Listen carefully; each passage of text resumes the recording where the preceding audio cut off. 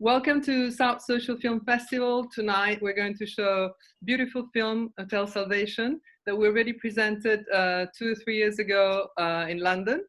And we got Shubashish Bhutiani here with us. Hi, Shuba. Or Hi, how are you? You can call me Shubi. You can call me Shubi, Shubi. okay, that's good. Yeah, Yeah. it's rather short. Yeah. Okay, that's good. And so, I mean, I really feel that this film, it's becoming a cult movie because it just stands so well against time. You know, it's like what you what you did portray in the movie, it's really very relevant even today, especially during a pandemic time, you know, thinking about life and death. So please tell us a bit how you started, how you had your first idea and how you develop it. Well, the first idea I had was one of my first experiences of talking about the movie um, after quite a long time. So forgive me if some of the details are still foggy. But I remember I was traveling around India and I went to Varanasi, and I was backpacking at this time. And somebody had told me, and I'd read a little bit about it, that there are these hotels where people are checking in to die, and they believe that if they die there, they attain salvation. And that's true for the city itself, where people believe if they die in that city, uh, well, actually, it starts from the city.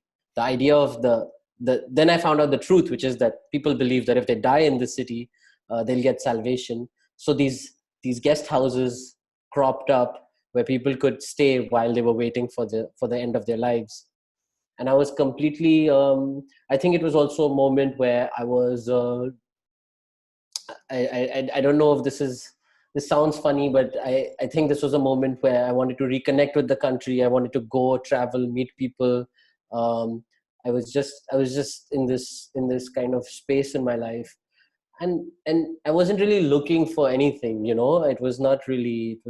There was obviously I was already making films and things, but I was just more curious to understand more about my culture, where I come from, the place, the beliefs, and but what really drew me to this place was, uh, first of all, it starts from fascination and just not believing that something like this exists, to then wanting to know more about it and going to the place and seeing that this place has a rule board where the people who come and check in here have to follow these rules, and it's a kind of institution in itself.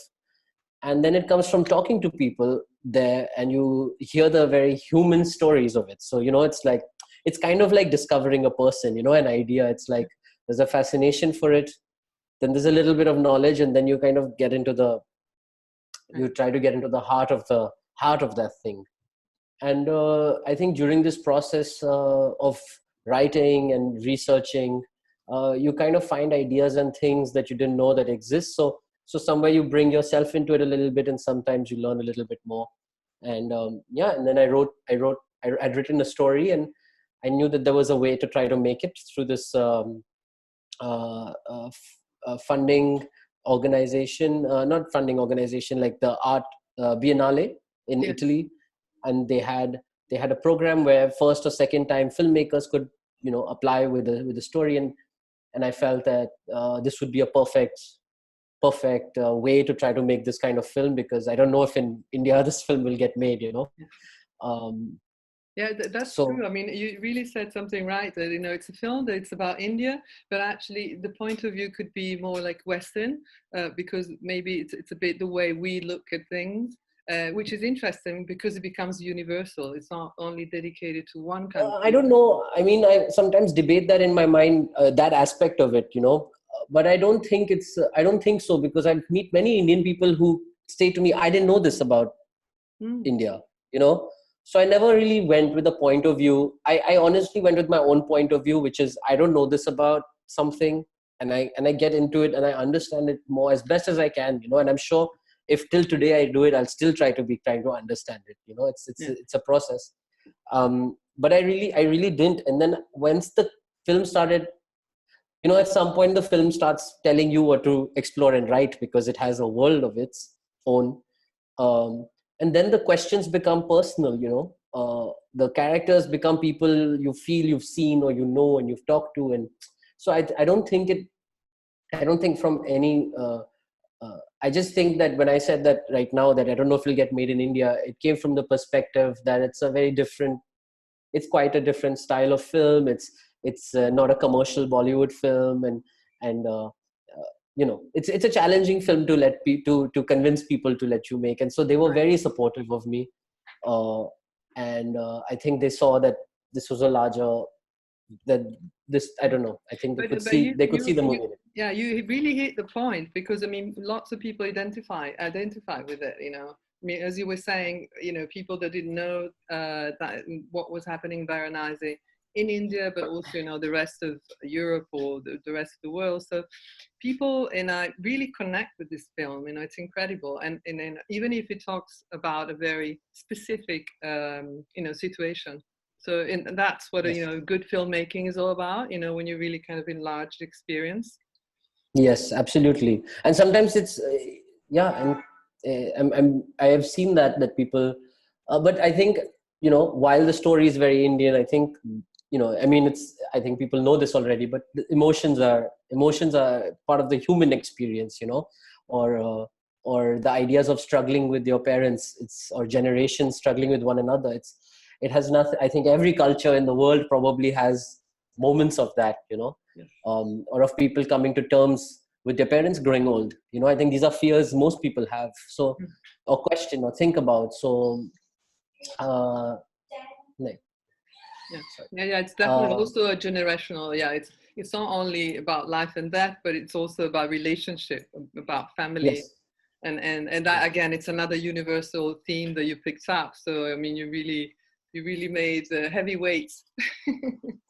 It was very scary to start writing this, because actually I was maybe going to quit very soon in the story of writing it, because I really remember thinking this thought that, oh, what have I gotten myself into? Because this movie is starting with this idea of death. And I think every person, when they're young and they're growing older, loves death. Like, I think they think about it so much, right? When you're confronted with it. So you think about it so much. But then you said you don't know anything about death. And how do you make a film about death, and that's when the kind of it started to make more sense to me, that it was about the people that are living who are grappling with death. Do you know? So it's a Yeah. very it's very different, actually. That helped me at least start some sort of process in that story. Yeah. The memories and the elaboration of the grief and the loss. Yeah, that's the most important. It's very central to our culture as well, because we really don't know what to do, especially now during a pandemic. It's very hard for us to connect and understand exactly how it goes and what we're supposed to be doing.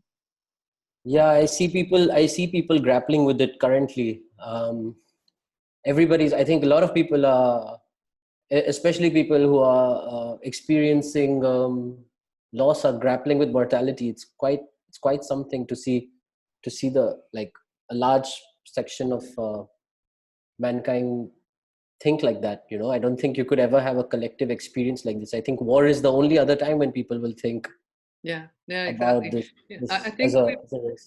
since I'm optimistic, I feel like, we should really learn something. I just wonder if we're going to learn, and, we're going to put into practice, and to be a bit, kinder to each other, and just develop some, just anti-pollution, for example, or just a way of dealing with society as a whole in a better way, because we went through the same kind of ordeal.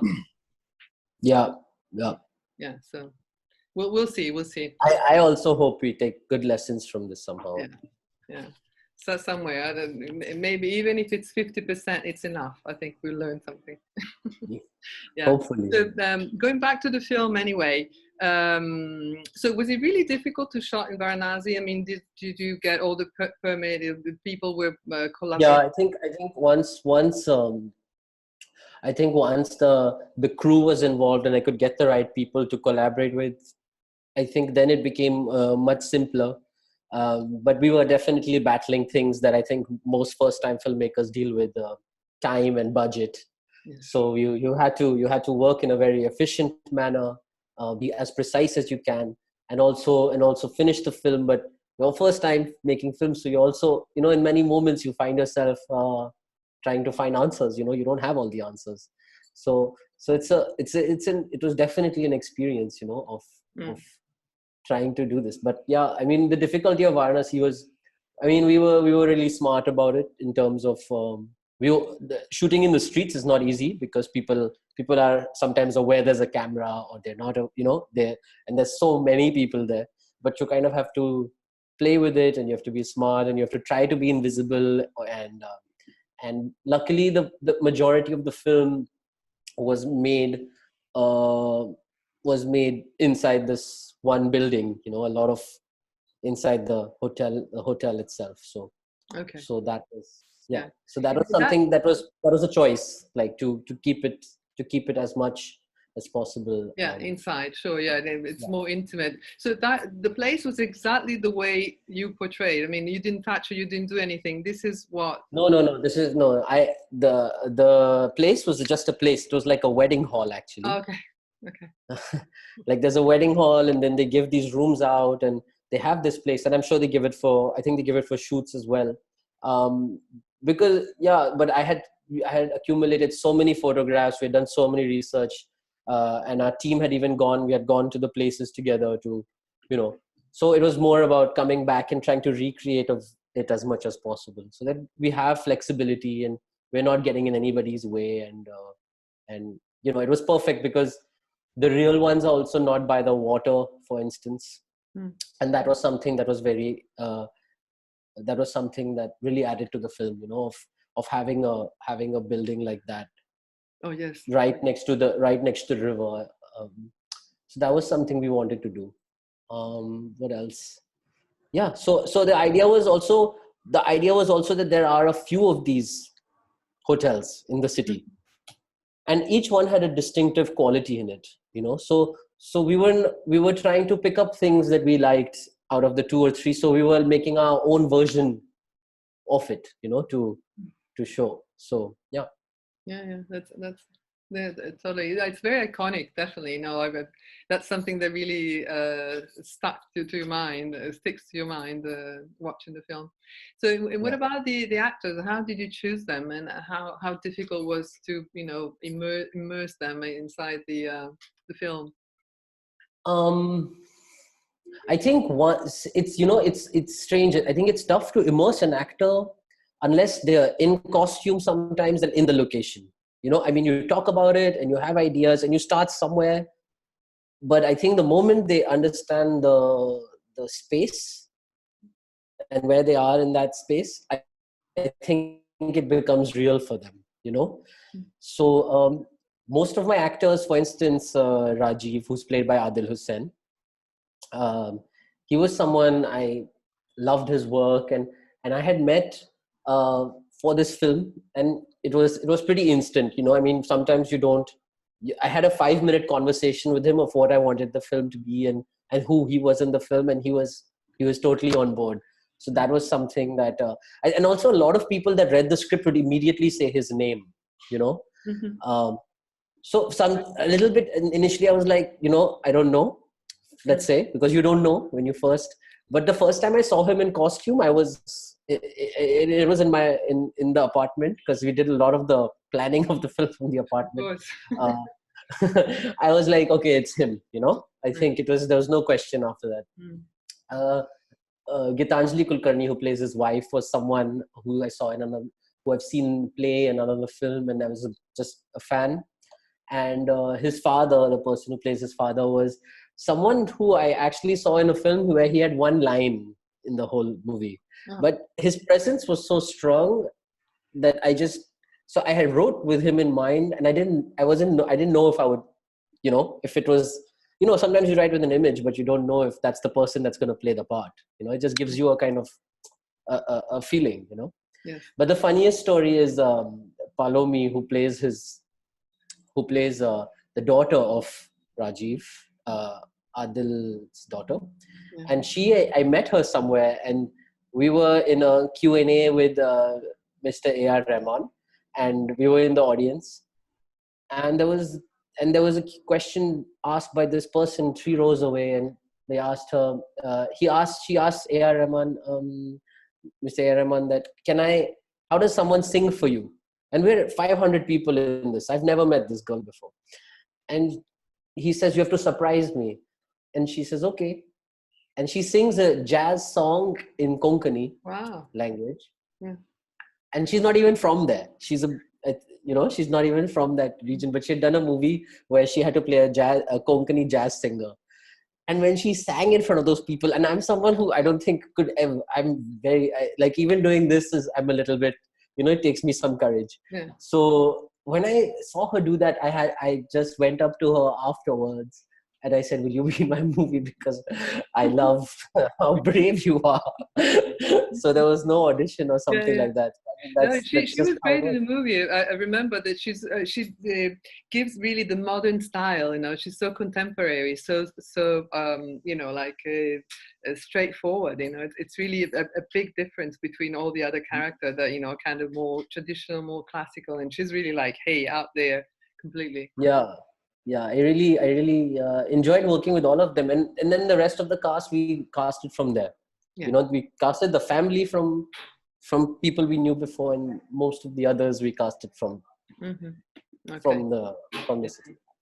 And the movie traveled really well because it went to all kind of festival, and you've been just gathering awards and all. So I mean, it's been really pretty successful.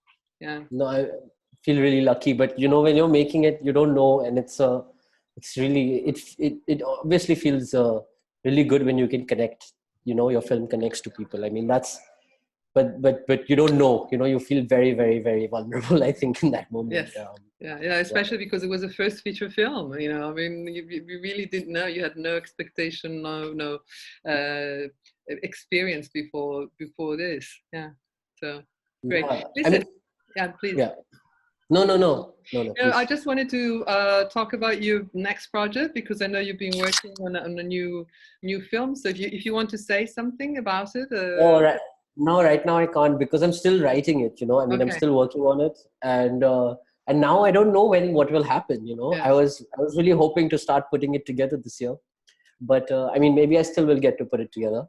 But now I think nobody knows what's going to happen. Yes. And it's been, so I'm really hoping now, fingers crossed. I'll keep my fingers crossed for you as well. But do you want to tell us at least if it's going to be something similar to what you've done before, completely different? I wouldn't have been able to tell you Hotel Salvation will be the way it is while I'm making it also, because I think it's such a process.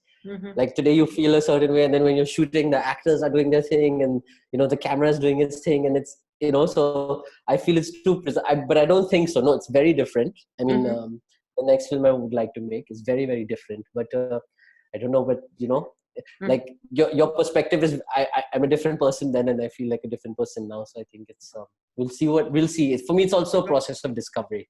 Yes, that's all. absolutely. I'm not trying to be cagey. No. I don't know. I understand. No, especially for this situation in which everything it's completely stopped and blocked. I understand. I mean, but I really wish you all the best. I really hope that in 2021, I mean next year, things will pick up again and you'll be able to finish your movie. Yes. Because after seeing the first one, everybody wants to see the second one. That's the thing. I just want to make the second one now. I'm excited. Yeah. Okay. Well, listen, Shubi, thank you very much for being with us. Thank you for having me. This has been wonderful. Even with I haven't had a haircut in months, but thank you. Well, almost the same problem, so we're fine. So we still don't know what we're going to do with if we're going to show the Q&A at the beginning, but I think probably at the end, because of course I would vote. If I have a vote, it's at the end. Yeah. No, I know. Makes more sense. Absolutely. And then I open a chat. So I know that it's really late for you, so I don't know if you want to follow the chat, but we're going to. If you can just message me when it's happening, that would be really helpful. And then I'm sure I'd probably be awake. I stay up late most nights, but I'd be happy to try and be there. Okay. Sounds great. Listen, say hi also to Sanjay, to your mom. I will. And just keep safe and continue working. You too. Please keep safe. Take care now. Bye. Bye.